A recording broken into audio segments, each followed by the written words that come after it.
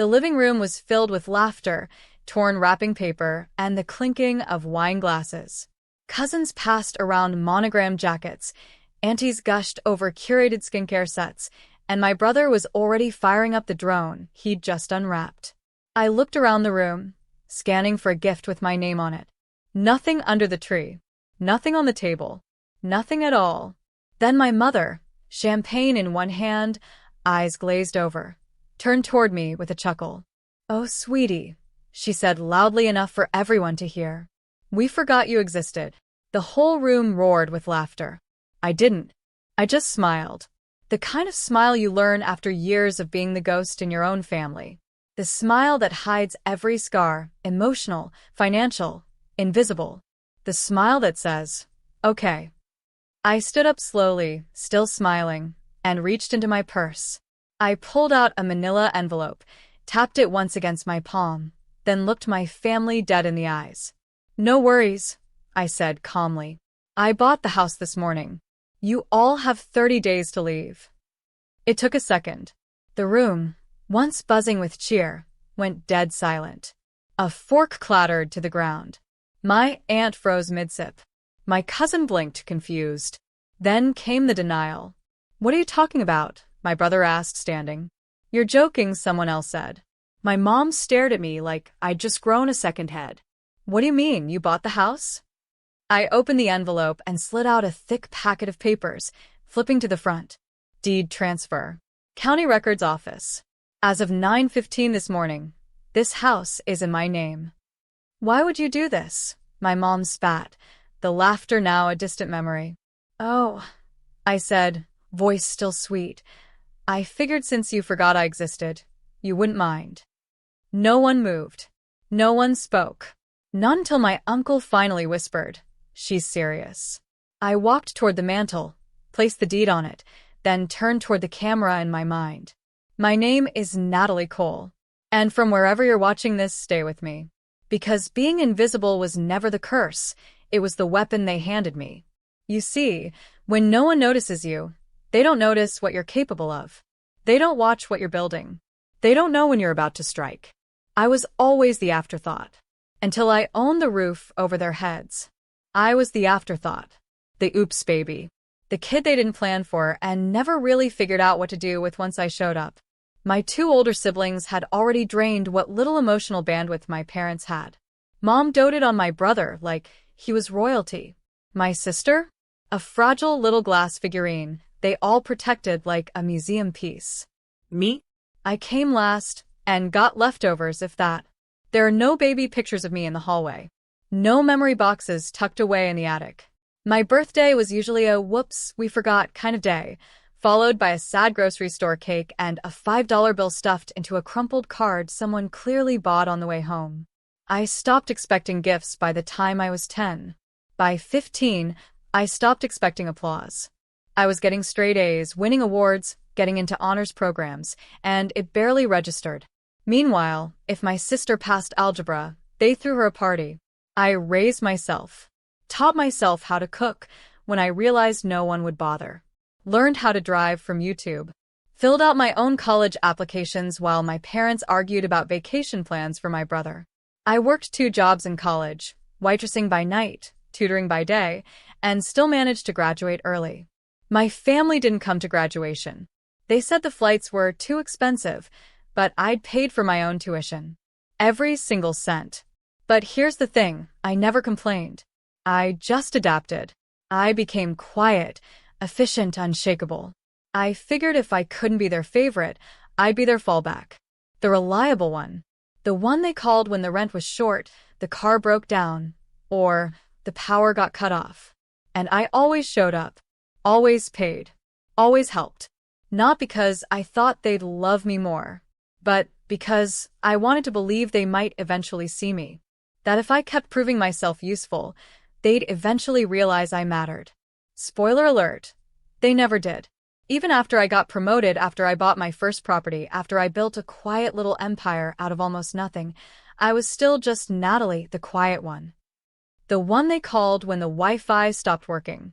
The one who never got a thank you. The one they forgot at Christmas. The one they laughed at during reunions. I used to cry about it. Then I just stopped feeling anything at all.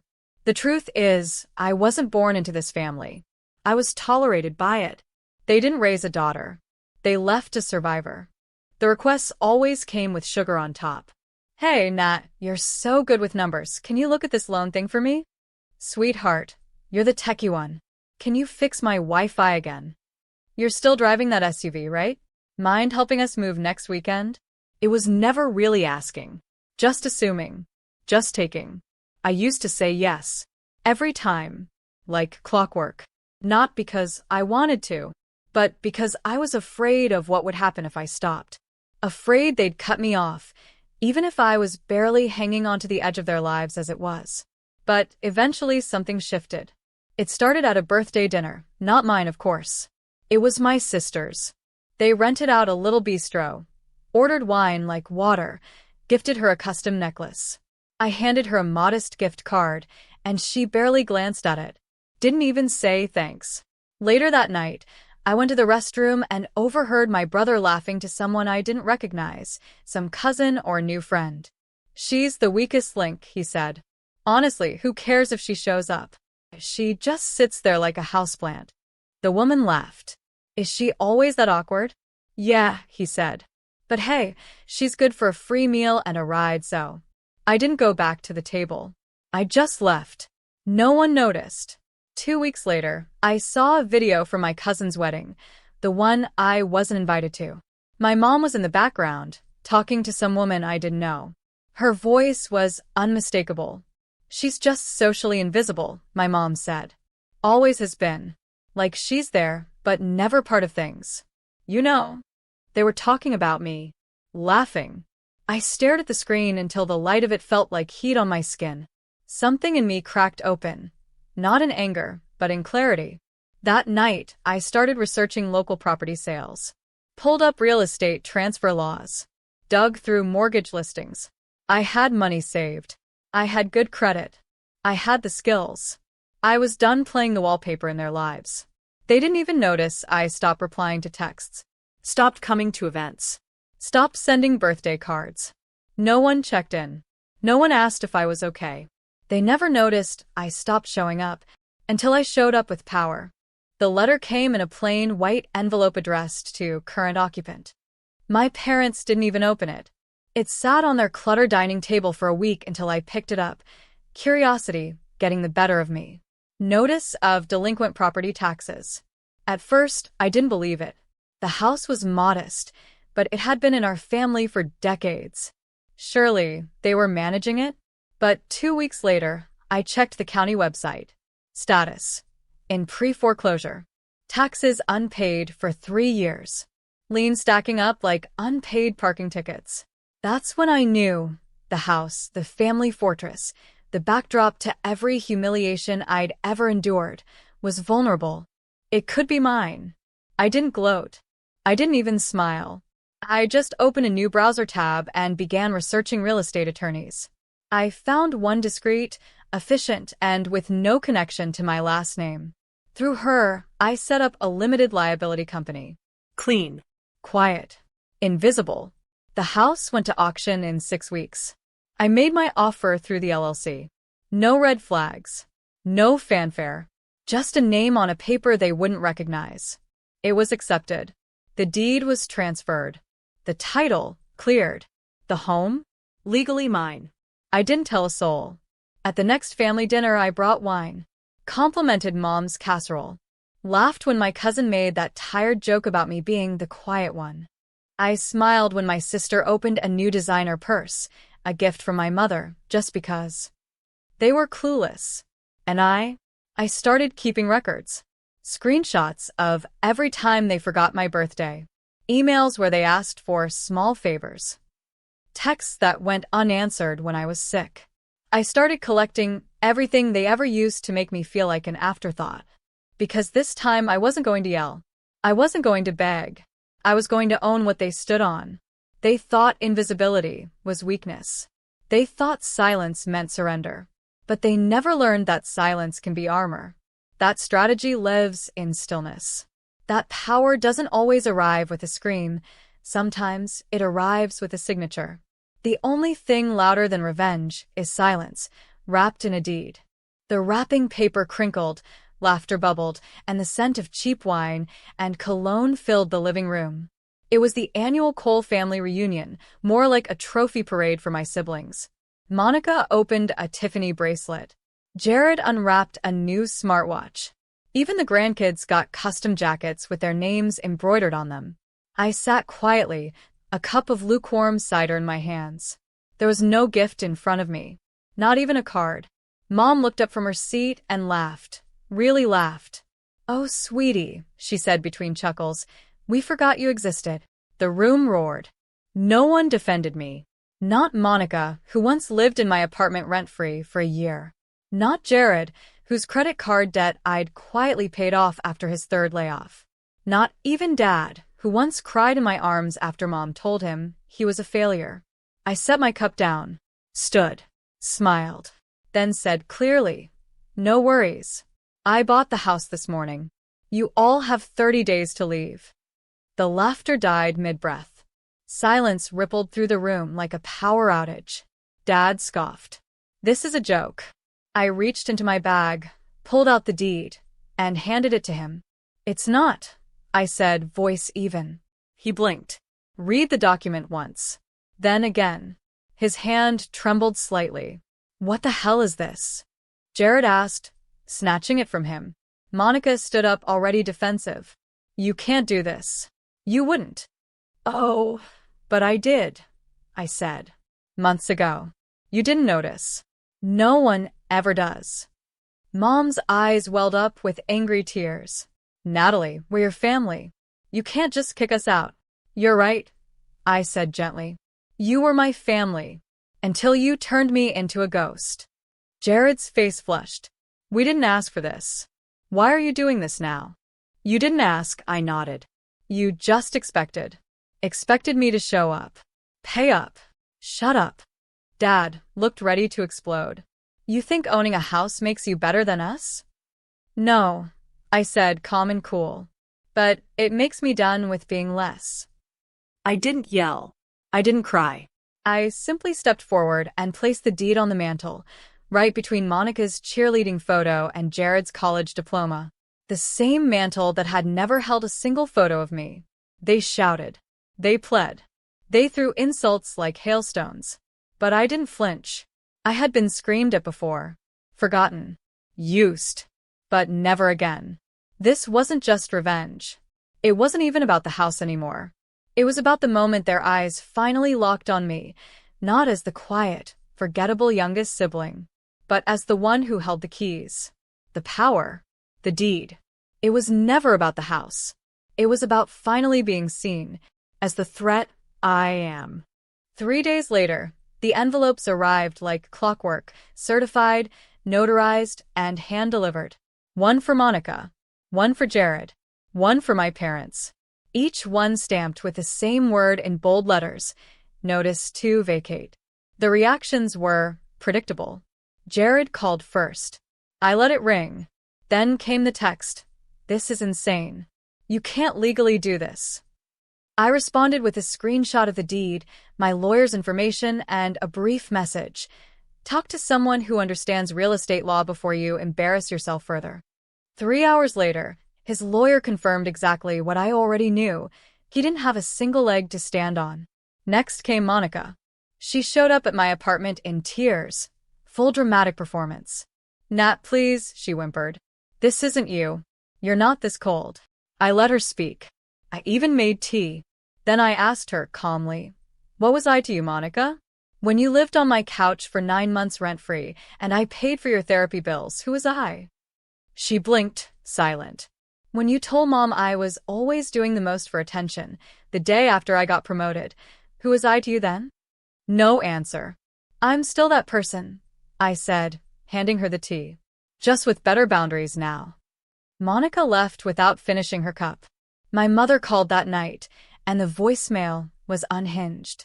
For minutes of ranting, weeping, accusing me of destroying the family. That I was the root of the dysfunction. That I was ungrateful for everything they did. Everything they did. They left me to raise myself. They raised Monica and Jared like royalty, and I was the janitor cleaning up the mess when the crown slipped. And Dad? I never heard from him directly. But 2 days later, Jared told me he found him passed out drunk on the porch, with the eviction letter crumpled in his fist. They tried to save face. Monica told mutual cousins I was mentally unstable. Jared claimed I manipulated the system. Mom sent a mass email to extended family, framing herself as the victim. But here's the thing, no one believed them. Everyone had seen the way they treated me. The passive-aggressive digs. The absence of my name in their stories. The way I was never thanked, never praised, never seen. No one came to their defense. I wasn't the villain. I was the product of their neglect, standing on the legal ground they never thought I'd reach. For the first time in my life, they couldn't talk their way out of it. There was no spin, no savior, no loophole. They laughed when they forgot me. But the system didn't forget my signature. Natalie Cole didn't disappear. She just relocated to a place where her name wasn't followed by a pause or a polite squint of confusion. The town she chose wasn't glamorous. No high-rises. No gossip circles or family friends asking, "How's your mom doing?" It was quiet, honest. A place where she could walk into the local coffee shop and the barista would remember her order, not because she bought the most expensive drink, but because she smiled when she said thank you. She bought a small craftsman-style home on the edge of town, painted the shutters blue, grew herbs in the kitchen window. For the first time in her adult life, she had silence, and not the punishing kind. The kind that heals. In that silence, she did something she hadn't dared do before. She stopped surviving and started living. She launched a local support group out of the community center. Just 5 women at first. Each one with a story eerily close to hers. Not physical abuse, no bruises to show, but the invisible kind. The kind that lingers in your tone when you say your own name out loud. The kind that makes you over-explain your worth to people who stopped listening years ago. The group didn't have a name. They didn't need one. They showed up week after week because someone finally saw them. Natalie never led from the front. She shared tea, she listened, and when someone needed guidance, she offered it softly. Never like a lecture, always like a friend. One day, a girl named Mara joined. Barely 21. Smart, guarded. Looked like she'd already had a lifetime of being overlooked. Natalie saw her younger self in Mara's cautious smile. She took her under her wing, not with grand gestures, just consistency. Helped her apply for scholarships. Proofread her essays. Celebrated every win with a slice of pie from the bakery down the road. Mara was the first person in her family to go to college. And when she walked across that stage, Natalie was there, front row, hands clasped, beaming like a mother. It was the kind of pride no one had ever shown her. But now she could give it freely, without bitterness. Love, too, came quietly. A kind man named Caleb, who ran the used bookstore 2 blocks from her house. He never asked about her past. Never pushed. He just met her where she was, sawdust on her jeans, coffee in her hand, and that tired strength in her eyes. With him, there were no tests to pass. No bar to meet. Just shared space, shared books, and laughter that didn't come at someone's expense. One evening, as they sat on her porch watching the sky dim to lavender, Caleb asked, "Do you ever think about going back?" She thought for a long moment before answering. Not anymore. And it was true. For so long, she had waited for recognition, for apology, for someone in that house to say, "We see you now." But waiting had been a form of captivity. "I thought I wanted them to say sorry," she said finally. "I just needed to stop waiting." 1 year later, the house was gone. Not physically. It still stood, its white paint flaking under a gray sky, porch sagging like a tired mouth. But it no longer belonged to them. The deed had transferred. New names on the mailbox. New cars in the driveway. New laughter echoing down the halls that once swallowed hers whole. Natalie didn't drive by often. Once or twice, maybe. Curiosity, not sentiment. She didn't feel anything for the place anymore, just a quiet kind of distance. Like looking at an old bruise that had finally healed. You remember the pain, but it doesn't belong to you now. Then, in early spring, she got a text from a cousin she hadn't heard from in years. Thought you'd want this LOL. Attached was a photo, blurry, yellowed at the edges. A family reunion from a decade ago. Everyone crowded together in the backyard of that house, holding paper plates, sun in their eyes. Natalie looked at every face. Her siblings. Her parents. The cousin who sent it. Uncles.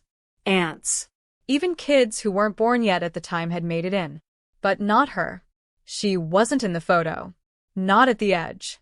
Not cropped out. Just never there. At first she laughed. That bitter, knowing kind of laugh. Because that photo wasn't an accident.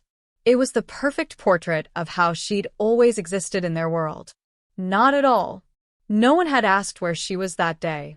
No one had noticed she wasn't in the shot. Even now, her cousin hadn't mentioned it, hadn't said, "I just realized you're not in it. Just thought you'd want this." She didn't reply. Later that night, she walked through her garden barefoot. The spring soil was soft, still holding winter's chill, and her herbs were sprouting again, sage, rosemary, lavender. The wind brushed past like a whisper. Not the kind that warns, the kind that welcomes. She stood there for a long time, staring up at the stars. That house had once felt like the whole world, like the only place she'd ever be accepted, if she just tried hard enough, if she gave enough, if she smiled through enough jokes at her expense. Now it was just a footnote. Her new home didn't have ghosts in the walls. It didn't need her to shrink to fit inside. It didn't remember a version of her that never existed. Here she was whole. She had people now, ones she'd chosen. Friends who didn't keep score. A partner who didn't question her silence. A life stitched together by intention, not obligation. And most of all, she had herself. She looked up at the moon and let the air fill her lungs, deep and clean. They'd forgotten she existed. And once, that had gutted her. But now? Now she knew who she was. Knew her own voice. Her worth. Her capacity to walk away without needing to explain. They forgot I existed. But I didn't. And I'll never let anyone forget me again.